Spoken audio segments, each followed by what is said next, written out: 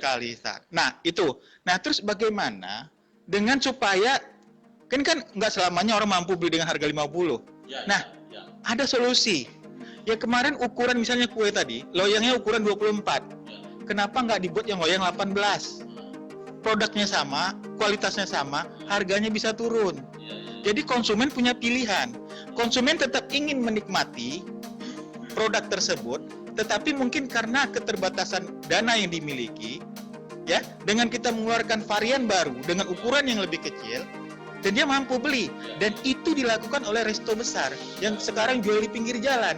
Yang penting pokoknya konsumen terobati rasa rindunya. That's right. Jadi apa ya?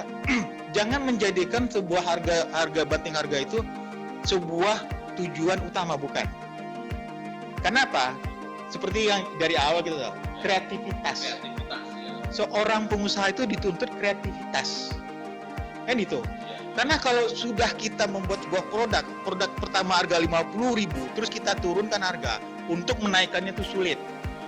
Karena ini ada konsep namanya branding. Branding itu bukanlah sebuah merek, Pak. Branding itu adalah keseluruhan dari produk sampai ke delivery-nya, sampai ke dinikmati konsumen. Nah, jadi kalau kita sudah produk sudah 50.000 karena pandemi diturunkan 45.000 atau 40.000, otomatis ada bahan baku yang dikurangi. Nah, itu nggak boleh. Iya. Nah, tapi kalaupun ingin tetap bagaimana produk kita diterima, size-nya kurang. Itu konsep. Jadi untuk kita teman-teman UKM, jangan pernah sebuah produk yang sebelum masa pandemi atau sebelum masa apapun itu menurunkan harga. Kenapa? Kalau kita sudah turunkan, menaikkan lagi, kredibilitas produk kita dipertanyakan. Bismillahirrahmanirrahim. Assalamualaikum warahmatullahi wabarakatuh. Alhamdulillahirabbil alamin. Bihi nasta'in wa ala umuri dunya waddin. Asyhadu an la ilaha illallah wa asyhadu anna Muhammadan abduhu wa rasuluh. La nabiyya ba'dah. Allahumma shalli wa sallim wa barik ala Muhammad wa ala alihi wa sahbihi ajmain. Oh, kawan-kawan sekalian, para pelaku bisnis yang ada di Kota Pekanbaru, baik dalam lingkungan jaringan Saudagar Muhammadiyah maupun dalam lingkungan Dai Trainer Riau. Bersyukur alhamdulillahirabbil alamin pada kesempatan sore hari ini kita dapat memulai mengistiqomahkan kembali forum kita, yaitu ngobrol bisnis, yang biasanya kita selenggarakan di Selasa sore karena memang ada pandemi yang memang belum bisa teratasi, maka acara ngopi pada beberapa waktu terakhir ini kita belum bisa selenggarakan.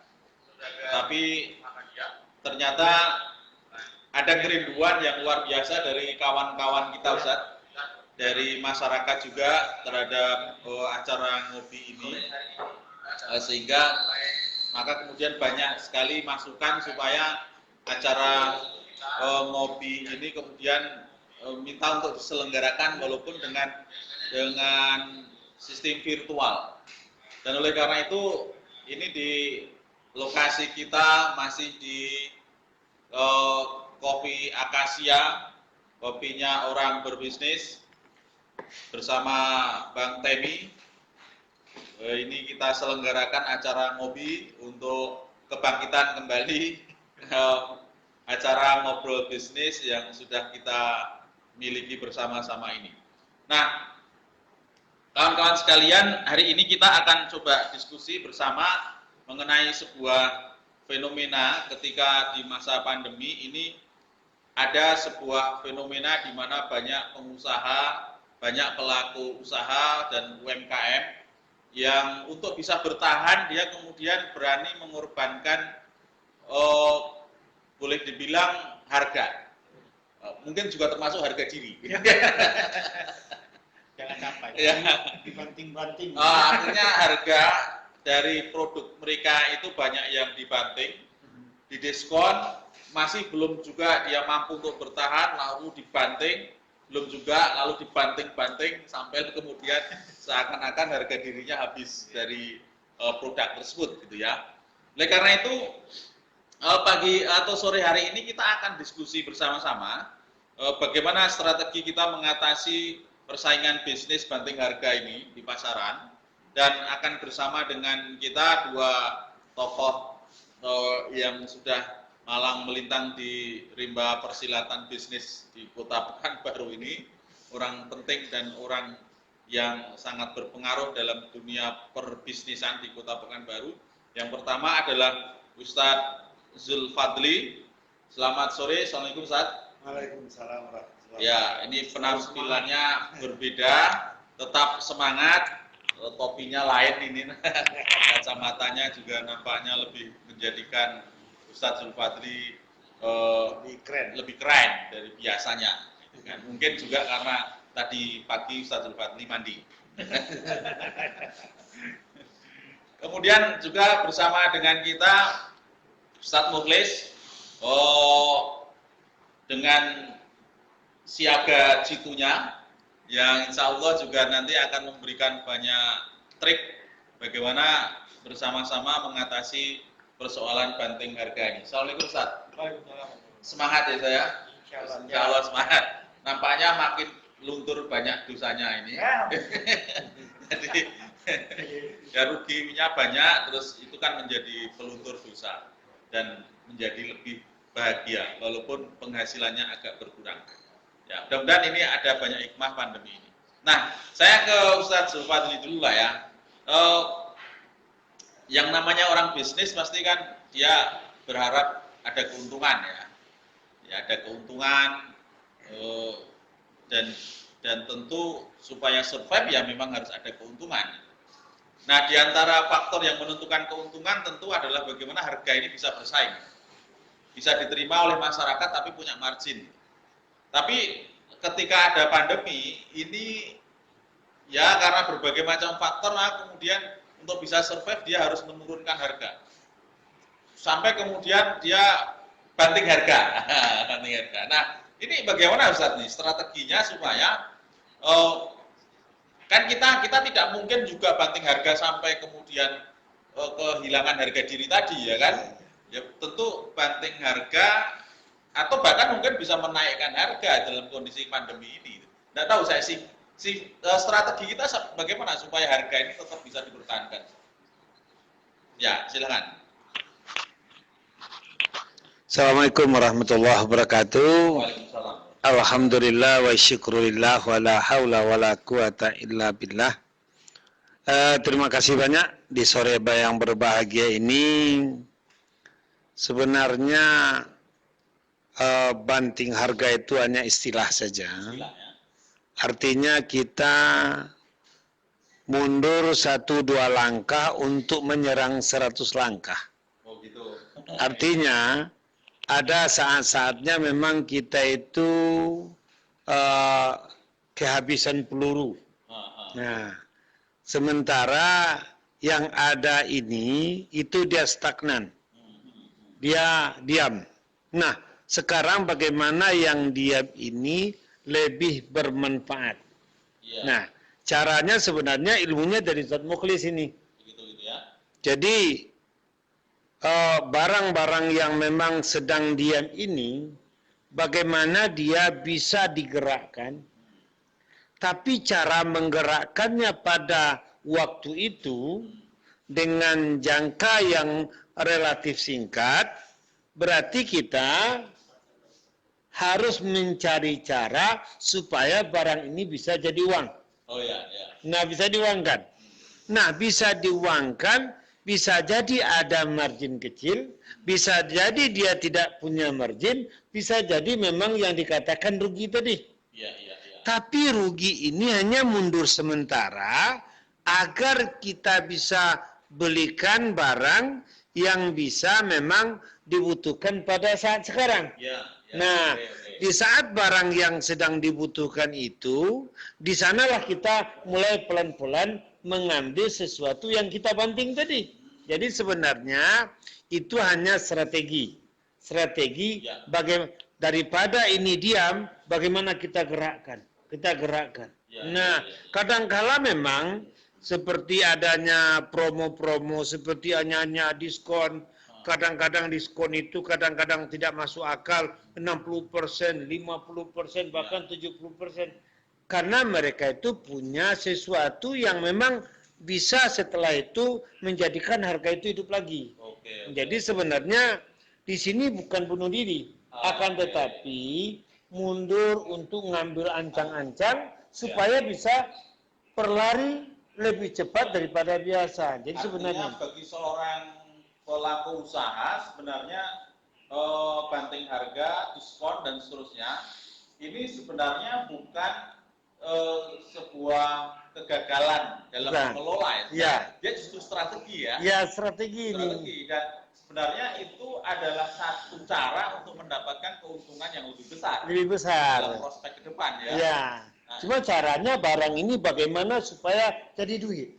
Dicoba dengan margin kecil belum bisa, lalu kita memang tidak punya margin sama sekali, dan boleh jadi kita memang rugi dalam sisi finansial, akan tetapi barang kita semakin dikenal oleh orang banyak. Makanya diskon besar-besaran. Pada waktu itu kita membaca di saat ini memang bisa dijadikan duit, maka duit yang sudah ada itu kita pilihkan barang-barang yang sedang dibutuhkan. Nah, yang sedang dibutuhkan awalnya bisa menutup kerugian kita, baru nanti setelah itu bisa mengambil keuntungan lagi. Jadi itu tuh keberanian. Dan itu hanya bisa. Ini mau saya potong Ustaz. Ini kalau saya kaitkan dengan satu ayat yang cukup familiar, yang saya sebelumnya tidak nyambung ke sana. Iya. Tapi setelah mendapat penjelasan Ustaz itu, ada surah At-Taubah ayat 111.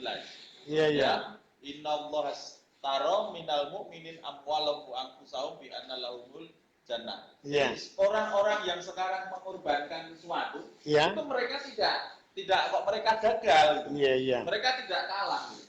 Pengorbanannya tetap dibeli dengan surga. Iya. Ternyata kata surga itu tidak hanya nanti setelah mati, tapi bisnis kita juga ketika kita sekarang mengorbankan sesuatu untuk mendapatkannya. Iya. Tapi keberanian ini hanya dimiliki oleh para saudagar, pada entrepreneur.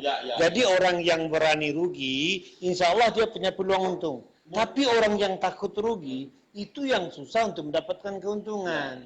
Saya pikir ini Ustaz Muklis ya barangkali ya. Artinya banting harga, diskon, atau apa namanya, itu bagi seorang yang memang dia melaksanakannya dengan perencanaan, sebenarnya itu sebuah strategi.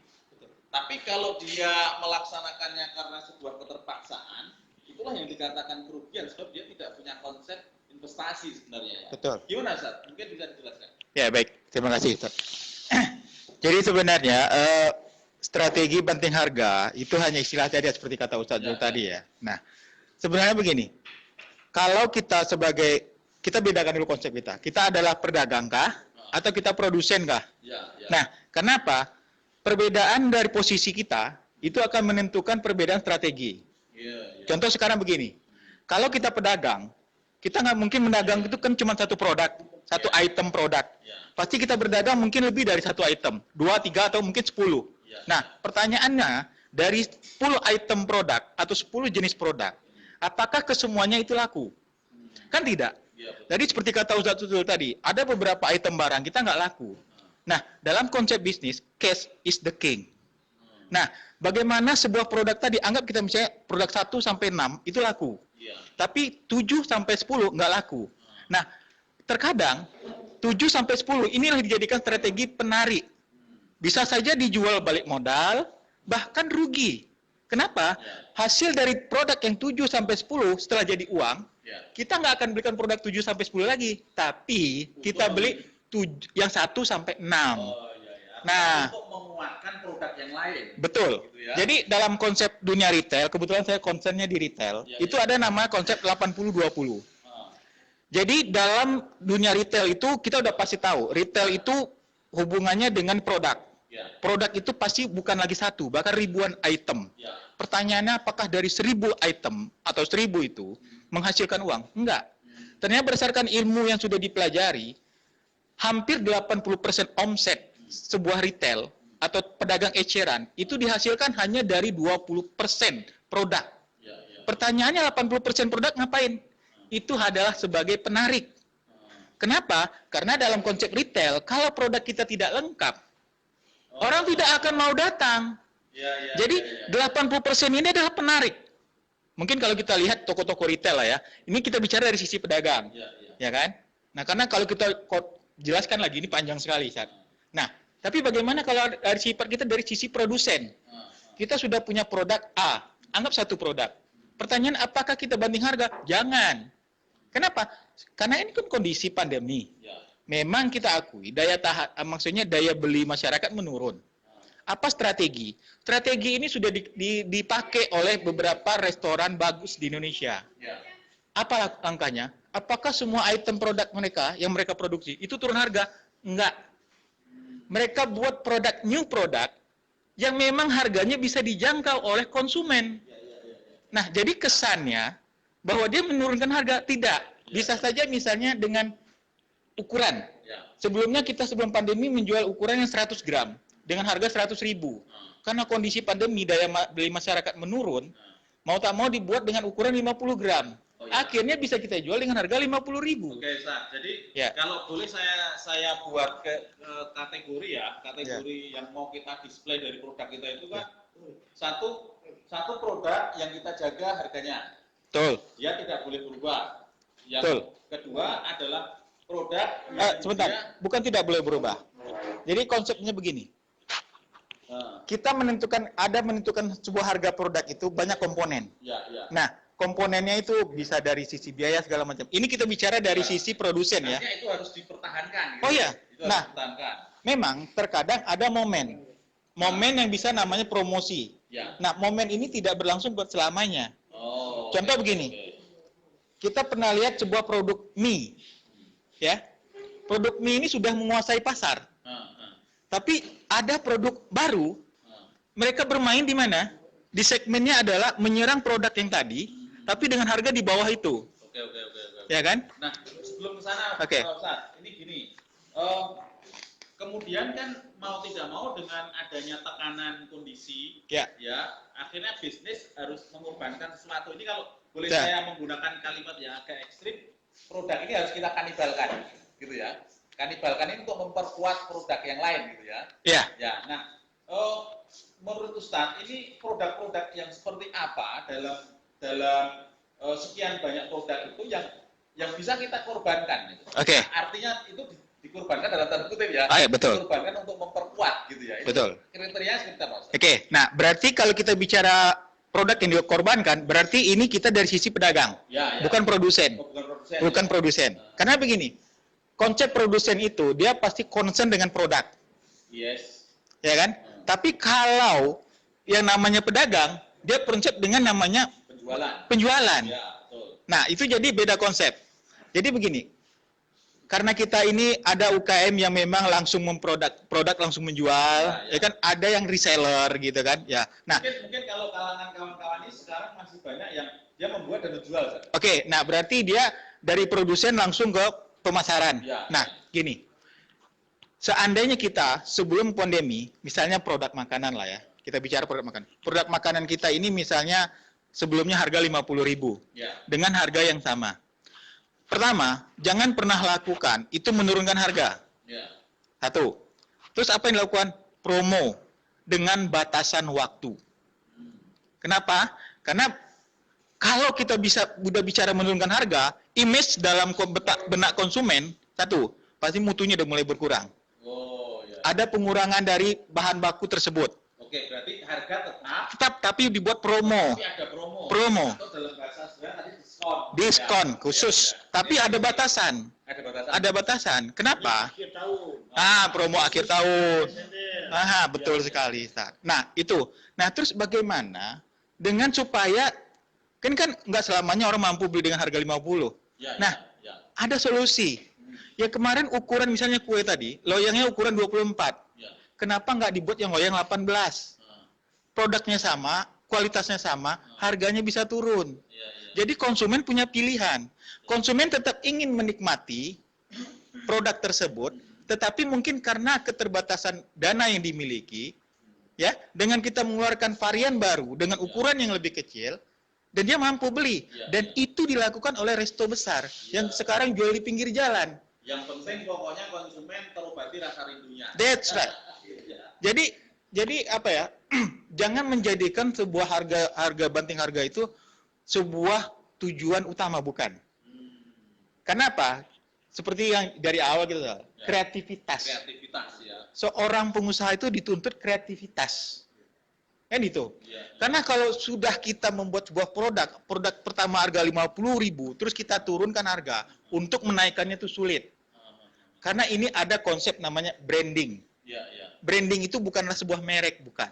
Branding itu adalah keseluruhan dari produk sampai ke delivery-nya, sampai ke dinikmati konsumen. Iya, iya. Nah, jadi kalau kita sudah produk udah 50.000 karena pandemi diturunkan 45.000 atau 40.000, otomatis ada bahan baku yang dikurangi. Iya, iya, iya. Nah, itu nggak boleh. Itu perhitungan ekonominya pasti. Iya. Nah, tapi kalaupun ingin tetap bagaimana produk kita diterima, size-nya kurangi. Iya, iya, iya. Saya sebut aja produk pizza. Beli sempat 100.000. 100.000. Pertanyaannya apa yang dijual 100.000 itu yang dibuatnya? Enggak. Ukurannya pasti lebih kecil. Size-nya lebih kecil. Oke. Itu konsep. Jadi untuk kita teman-teman UKM, jangan pernah sebuah produk yang sebelum masa pandemi atau sebelum masa apapun itu menurunkan harga. Kenapa? Kalau kita sudah turunkan, menaikkan lagi, kredibilitas produk kita dipertanyakan. Oke, mungkin bisa dijelaskan, Pak. Jadi seberapa berbahayanya menurunkan harga ini untuk kelangsungan sebuah usaha, Ustaz? Ya. Saya juga punya pengalaman langsung nih. Iya, iya. Saya kan jual jati. Jatinya boleh dibilang kelas A, A lokal. Artinya setelah itu A ekspor.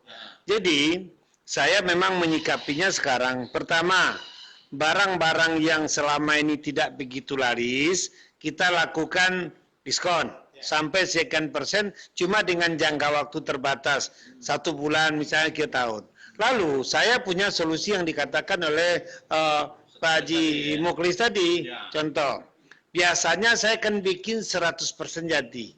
Sekarang ada barang yang memang penampilannya jati, cuma dia adalah lapisan jati. Nah, Tapi itu perlu nggak dijelaskan ke konsumen, Ustaz? perlu, cuma tetap barangnya berkualitas. Iya, iya. Misalnya, kalau orang dulu beli mebel itu kan pinginnya turun-temurun barangnya bagus. Orang sekarang seleranya lain, milenial sekarang lain. Kalau dia ada pergantian, ini kita bisa bilang, kalau untuk ketahanan 10-20 tahun, barangnya bagus. Kenapa? Karena bahannya itu selalu bahan-bahan berkualitas yang kita pakai. Cuma bahannya itu sudah dicampur, namun dicampur penampilannya tetap oke. Dan itu dalam bulan sekarang, itu kita merasakan sekali, mulai terobati, artinya kesunyian yang terjadi beberapa bulan pandemi mulai terobati. Kenapa? Karena kemampuan masyarakat tidak 100%. Kemampuan masyarakat adalah 70%. Kita cari penampilan barang yang 70% dan kekuatannya maksimal. Cuma tidak selamanya seperti yang kelas A tadi. Ternyata sekarang diminati. Nah, lalu yang kedua, kita memang kreatif. Nah, apa salahnya saya nelpon Ustaz Santoso, saya nelpon Pak Haji Mukhlis, kok barang di rumah itu kok enggak ditambah-tambah atau kenapa kok tidak diperbaiki segala macam? Tempat kita sudah ada nih jasa untuk reparasi dan segala macam. Ternyata peminatnya juga lumayan. Ya, ternyata peminatnya juga lumayan. Setidaknya yang punya rumah ingat ya, Ustaz. Iya. Furniturnya mungkin mulai kusam. Iya. Lalu apa barang-barang yang memang minimalis yang diminati sekarang? Ya kan? Kita mulai melihat hal seperti itu. Selama ini kita tidak suka. Kenapa? Karena sudah banyak barang-barang instan dari yang diimpor dari luar negeri. Ternyata setelah kita contoh bikin seperti itu, daya tariknya luar biasa. Bahkan orang toko pun melirik ke tempat kita. Sehingga di samping kitanya sebagai seorang pedagang, sekarang kita sudah menjadi produsen. Nah, di gudang sekarang bahkan tukang kewalahan itu bikin sekarang ini. Ternyata pandemi ini bukan menjauhkan kita dari rezeki, tapi menyuruh kita lebih kreatif lagi, mempergunakan imajinasi dan seni kita. Jadi sebenarnya situasi seperti ini memang harus kita nikmati dengan potensi yang Allah berikan kepada kita. Jadi jangan pernah merasa kaget, jangan pernah merasa kita terdesak. Karena kenapa? Karena situasi seperti ini bukan untuk menzalimi kita, justru membangunkan potensi kita. Makin kita bangun potensi, itu manusia itu makin mulia di sisi Allah Subhanahu wa taala, menjadi orang yang lebih kreatif dan lebih, berarti kita memang mensyukuri nikmat, ya kan, nikmat pemikiran, nikmat inspirasi yang ada. Sebenarnya luar biasa sekali. Jadi jangan pernah mengkambing hitamkan pandemi yang berlarut-larut ini, sehingga ada kata-kata kapan ini pandemi ini hilang, kapan, itu tidak perlu dipikirkan lah. Biar aja lah, dia lewat begitu saja, tidak ada urusannya dengan rezeki kita. Rezeki itu hubungannya dengan Allah, Allah yang Maha Tahu. Saya kira itu. Luar biasa. Laha makasabat wa alaiha. Memang ada orang yang mendapatkan dosa karena pandemi. Tapi ada orang yang mendapatkan berkah karena pandemi, ya kan? Ternyata memang ada, Ya, betul. ada teman kita yang dulu dia kan jual barang jadi. Sekarang reparasi itu dia terima semua. Kenyataannya ya dalam beberapa bulan ini omsetnya melejit. Melejitnya itu signifikan. Ternyata dia sisi-sisi seperti itu. Wah, orang tidak mampu beli mahal sekarang, apa salahnya kalau yang rusak-rusak itu dia tengok ke rumah, ini bisa diperbaiki ini. Ini luar biasa sekali. Nah, sekarang Ustaz Muflis mungkin sebelum nanti ke kawan-kawan yang hadir di sini ya, bisa dilihat di lapangan, karena Ustaz Muflis kan akrab dengan dunia persilatan ini kan. Di lapangan seperti apa yang terjadi Ustaz dengan fenomena jual beli ini, kawan-kawan ini kecenderungan kayak apa? Ya, memang kita tidak bisa menjalankan kondisi pandemi 100%. Memang hal-hal sekarang ini dibutuhkan kreativitas yang cukup tinggi. Nah, cuman terkadang kenapa banyak, ya terutama kita para pelaku UMKM, itu yang mungkin terasa seperti putus asa segala macam. Karena dalam dunia bisnis itu sebenarnya bukan, apalagi produsennya, bukan hanya sekedar membuat produk. Karena kalau kita bicara bisnis itu atau usaha itu komponennya sangat komplit. Kita belum bicara marketing, kita belum bicara sales, kita belum bicara manajemen keuangan, semuanya itu kompleks.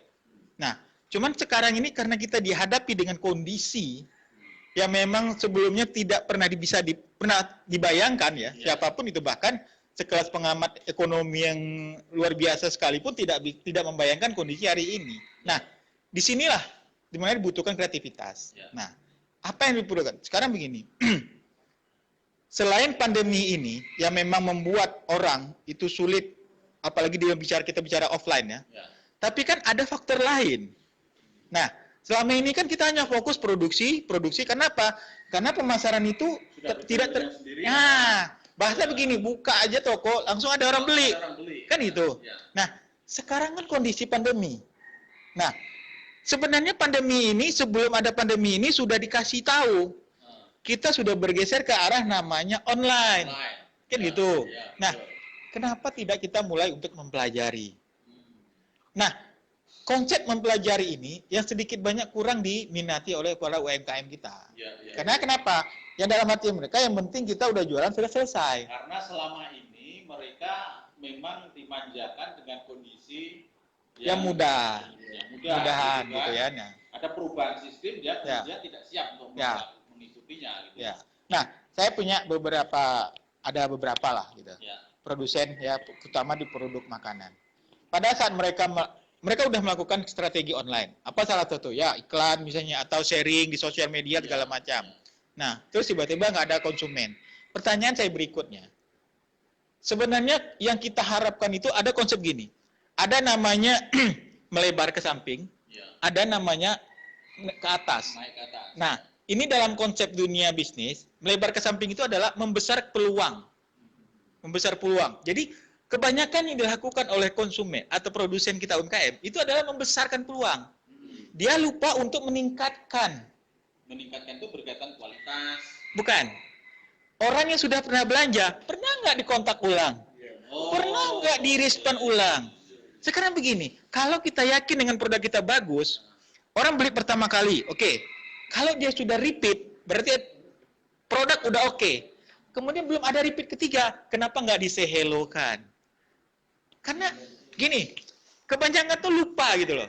Taunya besar melebarkan saja, tapi ke atasnya lupa. Ya. Ada produsen kue, Apalagi malasnya. hah? Apalagi malas yang Ya. Padahal sebenarnya sekarang nggak mesti nelpon. Ada WA, ada SMS, itu semua Minimal say hello lah. terima kasih. Satu, atau say hello sasa kabar. Iya, Gimana iya, Bu, iya. udah lama nggak kedengar kabarnya, ya kan gitu. Terus Oke. kita punya produk, misalnya produk baru. Kita hanya share-share saja. Tapi konsumen yang pernah beli tahu nggak kita punya produk baru? Iya. Kenapa nggak kita follow up namanya? Atau kita ulangi lagi? Iya. Jadi begini, dalam konsep yang saya pernah pelajari itu, ya, melebar ke samping itu bagus, ya. Tapi sebenarnya bagusnya itu kombinasi keduanya. Kenapa? Kalau ke atas itu sudah bisa dipastikan produk kita bagus. Iya. Tapi kalau hanya melebar ke samping, ke atasnya nggak nambah-nambah, kemungkinan besar orang hanya trial saja untuk produk kita. Kenapa? Ya kita beli sekali, orang untuk coba aja. Ada pesan ya. Besoknya nggak akan ada pesan lagi. Tapi kita terus share gitu. Oh, iya. Nah, jadi ini kalau kita produsen. Oke. Nah, bagaimana dengan kita tadi pedagang? Ya. Kan gitu kan. Nah, pedagang ini memang terkadang sulit kita untuk membuat database konsumen. Karena yang orang yang banyak yang lalu lalang segala macam, ya kan? Bahkan sekelas retail modern pun sendiri tidak bisa membuat database konsumen. Nah, biasanya apa mereka lakukan? Itu namanya promosi berkala. Nah, terkadang UMKM kita, khususnya pedagang, itu jarang melakukan ini, treatment ini. Contoh misalnya gini, saya punya salah satu guru di daerah Jabodetabek, Ya. itu ada nggak ada momen, wajib per 3 bulan dia menyebarkan brosur. Kenapa? Ini dibutuhkan, keberadaan kita masih ada gitu, untuk menyapa. Nah, terkadang kan kita untuk buka ya udah gitu. Apalagi sekarang dunia online gitu. Kita bisa menggunakan sosial media seperti Facebook, WA, ya kan? Terus juga bisa menggunakan Instagram gitu kan. Itu saya pikir sebuah kreativitas juga ya. Kalau Ya. enggak kan ya sudah kayak gini ya sudah aja lah. Ya, iya. Nah, itu mati pasti itu ya. Ya, nah karena itu tadi keinginan belajarnya kurang. Kurang. Oke. Nah, apalagi seperti Ngobi udah menyediakan fasilitas free ya, free ilmu dan tempat gitu. Kalau makanan ya mungkin bisa itu gitulah. Tapi kalau ya gimana ya? Saya pernah begini. Salah satu guru saya bilang begini, investasi yang terbaik itu adalah leher ke atas. Leher ke atas itu udah pasti berarti untuk otak-otak. Bahkan di Islam juga ayat pertama kali Iqra. Ya kan, bukan Al-Fatihah, bukan apa, kan suruh belajar kita. Suruh membaca dulu ya. Nah, kebanyakan gitu leher ke bawah. Mulai dari baju, isi perut, segala macam, nah itu. Nah, ini yang perlu memang mindset ini. Ya. Mindset ini. Kenapa begini? Sebenarnya permasalahan itu hanya ada di otak kita. Tapi kalau otak kita sudah diisi dengan berbagai macam pengalaman, wawasan, kayaknya bisa pakai inilah. Seperti Ustadz tadi ngalami kan. Oh, udah ini stagnan gini. Oh, ada pengalaman atau ada hasil dari diskusi segala macam. Oh, ya bisa dipakai. Ya. Jadi Nah, kadang-kadang saat mungkin yang akan saya baca ya beberapa segmen yang sudah kita lewati ya. Kadang-kadang ketika ikut ngobi ini yang dia tangkap itu bukan ide ya. Kadang-kadang yang dia tangkap itu saya dapat apa dalam artian bisa Jual produk, itu betul sudah tidak sekali. ketemu gitu kan. Ya. Oke, baik Ustaz. Ini pencerahan yang luar biasa. Saya pikir saya tidak tahu apakah karena kita sudah beberapa bulan tidak ketemu terus ketika Ustaz Muklis ngomong, Ustaz Zulwadin ngomong kayak waduh iya. Atau memang ini sebuah inspirasi yang memang menjadi sebuah pencerahan ketika kita ditekan dengan pandemi ini ya. Nah, oleh karena itu kita coba kembangkan dengan kawan-kawan, walaupun hari ini kawan-kawan yang hadir tidak begitu banyak ya, dan memang tidak harus banyak ya. Karena kalau dibatasi. karena memang dibatasi ya. Tapi mungkin silakan, mungkin kawan-kawan bisa memberikan tanggapan lah, atau mungkin pengalaman kawan-kawan di dunia bisnis yang usaha batu-batan. wah ya, yang bisa di share ke kawan-kawan ya. Silakan Pak. Mungkin dari mana dulu? Silakan Pak. Ya.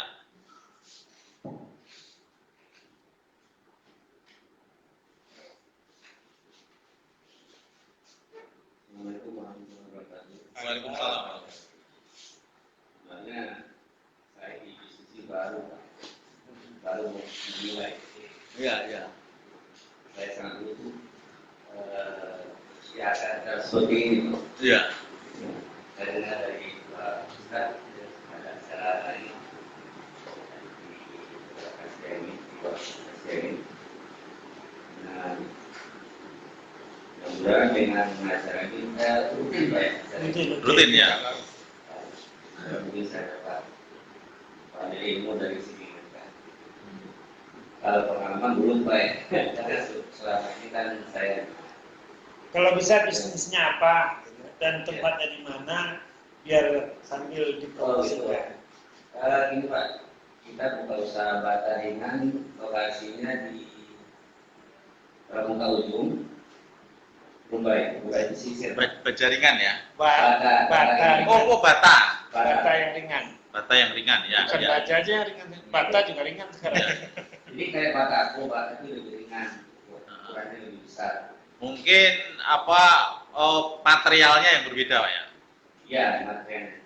Jadi kan ada penambahan bahan kimia, jadi ada di dalamnya ada rongga-rongga udara, jadi menyebabkan beratnya itu lebih ringan. Oh gitu ya. Ya.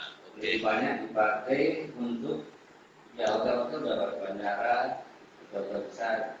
Kalau di Kampar saya lihat untuk perumahan belum begitu, karena batu bata masih banyak Pak ya. Kalau di Jakarta udah biasa pakai bata ringan untuk bikin Iya, rumah. iya. Tapi bagus peluangnya. Bagus. Nah, yang kebanyakan kalau di luar daerah itu dibikin untuk sarang walet, itu ruko walet. Ruko walet. Iya. Karena lebih katanya sih lebih apa? Meredam panas. Oh gitu. Iya, iya, iya. Di produk. Udah berapa lama kira-kira Pak di Kalau ini baru 2 tahun. Oh, baru 2 tahun ya? Ya. Bisa dijelaskan mungkin di masa pandemi ini apa yang terjadi dengan kondisi usaha Bapak ini? Atau tidak ada pengaruh ya? Karena nampak biasa-biasa saja ya kan? Ya itu kadang-kadang aneh Pak, waktu kita mulai dulu. Kalau saya tetap baru 1 tahun, tapi ini udah 2 tahun berjalan Pak ya. Yang Pak Ludi ini menjalankan berapa lama? 1 tahun. 1 tahun ya. Iya. Tapi yang namanya ini kadang-kadang ya ketika produknya kurang, ini permintaan banyak. Oh. Sekarang kita udah stok, kita udah lumayan. Nah, Jadi perlu sosialisasi. Iya. Ya. Ya belum ada mungkin belum rezeki. Tapi alhamdulillah ada yang tetap ada ini, ada penjualan gitu. Ya. Tapi yang kebanyakan ya untuk luar kota untuk bikin walet. Ya. Oh, gitu ya. Mungkin kita butuh sosialisasi juga untuk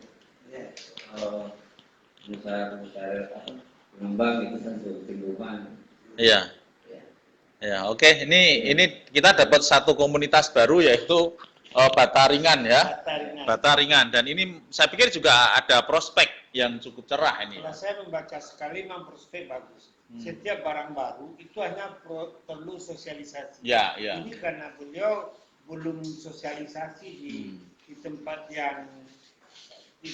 yang banyak diketahui Ya. orang, sehingga memang di saat bata beliau kurang, orang banyak minta. Orang banyak minta. Tapi saat stok tidak ada sekarang, batanya ada, yang minta tidak ada. Berarti kan memang sosialisasi yang perlu kita Ya. bantu. Nah, kalau kita analisis dengan kondisi pandemi kan Set ya, ini kan memang kecenderungan orang untuk membangun fisik ya dengan material bata atau apapun kan memang ya berkurang ya. Sebab ketika masa pandemi ini kan ada persoalan domestik yang harus diselesaikan juga gitu. Nah, barangkali sepinya orderan tadi karena memang kondisi itu ya. Oleh karena itu kan ini perlu dikreativitasi gitu kan. Lalu bagaimana caranya itu? Gimana kira-kira? Kalau menurut saya sebenarnya sama saya waktu pertama menjumpai Frozen itu di Riau ini baru 2 ton. Dalam pikiran saya kok 2 ton. Sementara Palembang saja udah lebih dari 20 ton, Lampung 20 ton, Medan di atas 10 ton, itu agak mengusik saya itu. Ya. Sehingga terjadi sekarang di atas 30 ton. Kenapa? Sebenarnya itu tinggal mensosialisasikan. Apalagi orang Riau ini sangat suka dengan barang baru. Contoh, ada makanan baru, ada kafe baru, ada semua yang baru dikejar. Yeah. Nah, kalau yang baru itu bisa kita pertahankan, memberikan kepuasan kepada mereka, itu perkembangannya luar biasa sekali. Iya, iya. Apalagi orang yang memproduksi bata ini kan adanya kan paling. Iya, ada banyak. Nah, banyak. Ini peluang besar ini, Nah, tinggal lagi sekarang memang Pak Win, apakah secara pribadi mempromosikan kepada orang banyak, atau memang melibatkan komunitas tertentu untuk mempromosikan dan berbagi dengan beliau. Ya, betul. Kelibatan berbagi ini luar biasa. Ya. Seperti kalau saya jual sendiri, frozen saya itu berapalah kemampuan? Cuma karena sudah 150 yang kita ajak berbisnis, apa yang terjadi? Percepatannya itu signifikan. Ya. Ya, dari 1 ton sekarang lebih dari 30 ton. Atau mungkin kita tanya, Sat, kira-kira untuk promosi dan seterusnya Bapak menggunakan media atau biar gitu aja? Baru berteman di FB News. Oh gitu. Ada yang ngelola Pak itu? Dulu kan sebelum saya memang ada yang buka website-nya. Kalau sekarang saya sendiri buka di Facebook. Oh gitu ya. Artinya memang sudah mulai muncul pemikiran untuk ke arah digital ya kan, online ya. Saya ini menangkap secara pribadi peluangnya bagus sekali. Barangnya masih baru, orang belum banyak tahu. Ini tinggal mensosialisasikan sebenarnya. Oke. Ya. Peluang bagus. Rata-rata pembelinya tahu dari website. Dari website ya.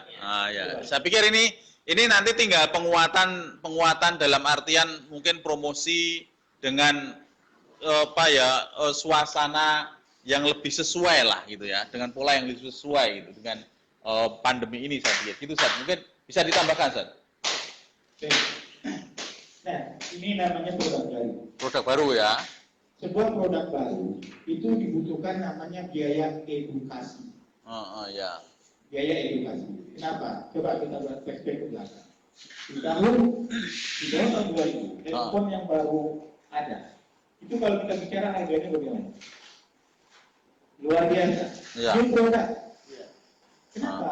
Karena itu sesuatu yang memang dibutuhkan edukasi. Ya. Tapi ke sini. Bahkan yang dulu handphone yang kita pakai cuma warna hijau.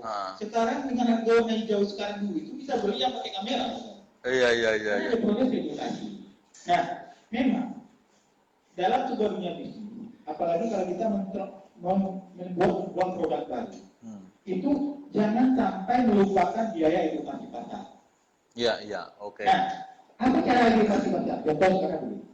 Produknya Pak Win tadi adalah bata ringan. Di Jawa sudah banyak memakai.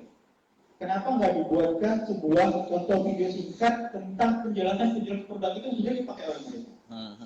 Karena sayang sekali website ada gitu. Ya.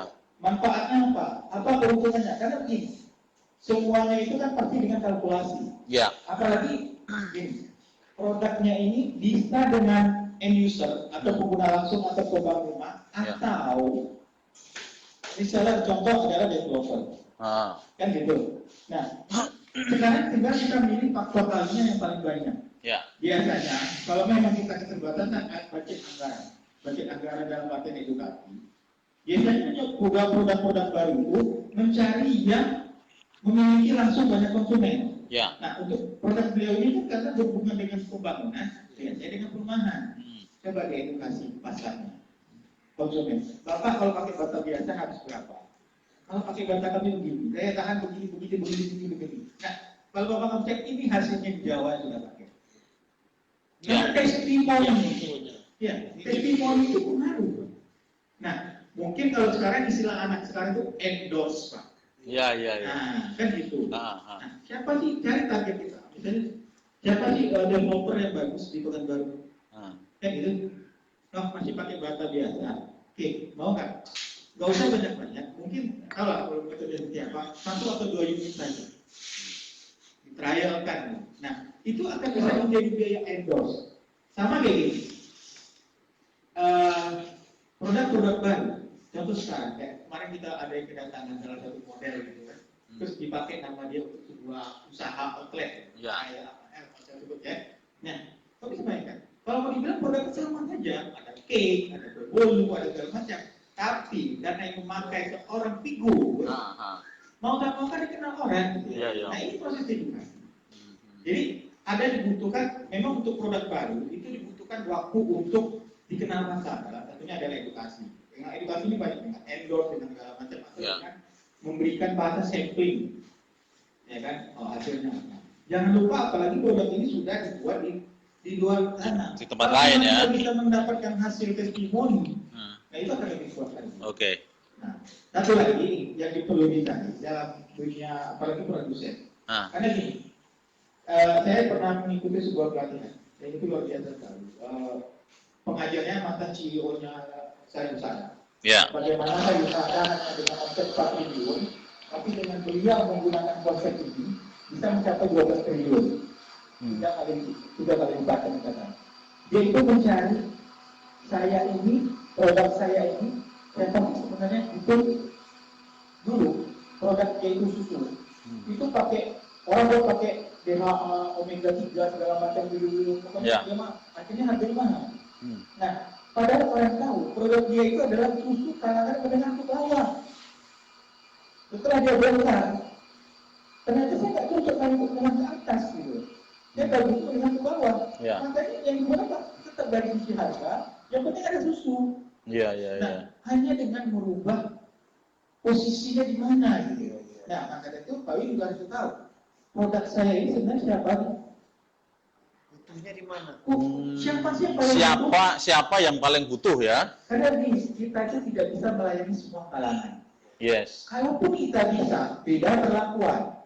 Middle up, menengah ke atas, bisa beli jaket kulit yang harganya puluhan juta. Ya. Padahal kulitnya itu beli di Garut, semeternya nggak sampai 400.000 kan. Sebenarnya mereka beli apa? Beli merek ya. Beli pelayanan.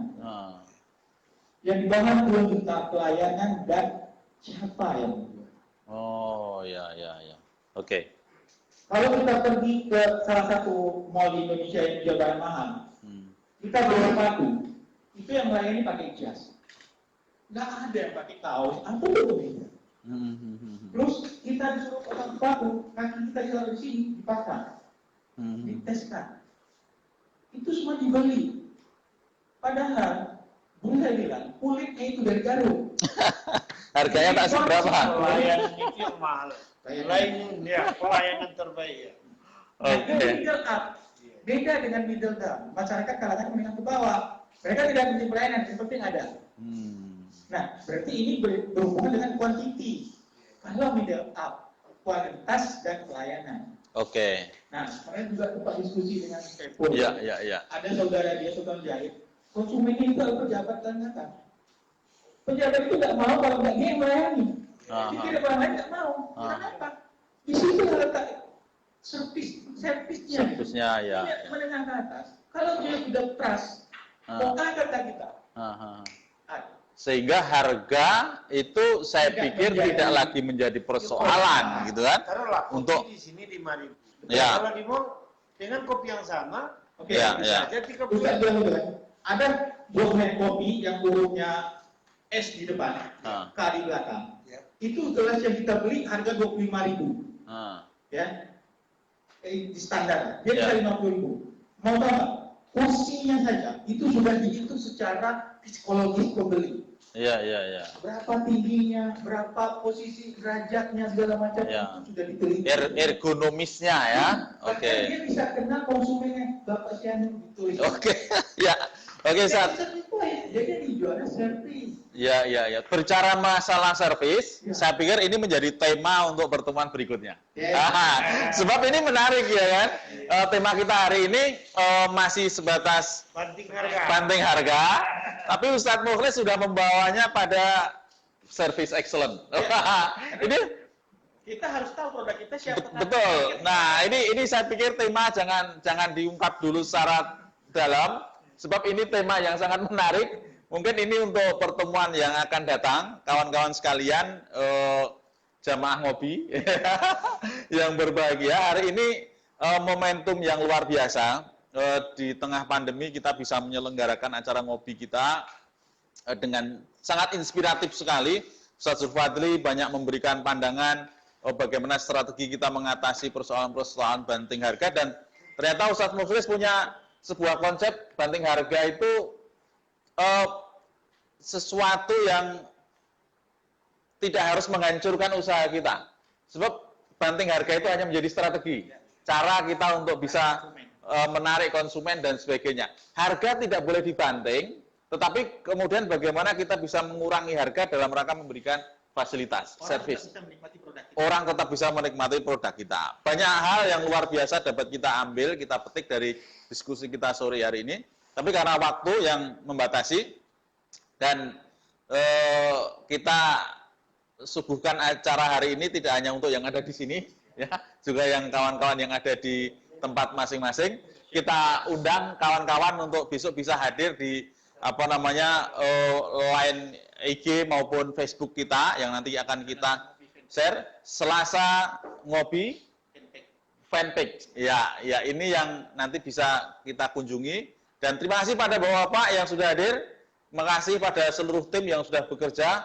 Maulana yang datang terlambat, tidak apa-apa, tapi membuktikan bahwa kamu tetap ada. Terima kasih kepada Bang Temi, Ustadz Zulfadli, Ustadz Mukhlis. Sampai jumpa di pertemuan yang akan datang, ngobrol bisnis Selasa sore bersama dengan Jaringan Saudagar Muhammadiyah dan Dai Planner Riau. Terima kasih. Assalamualaikum warahmatullahi wabarakatuh.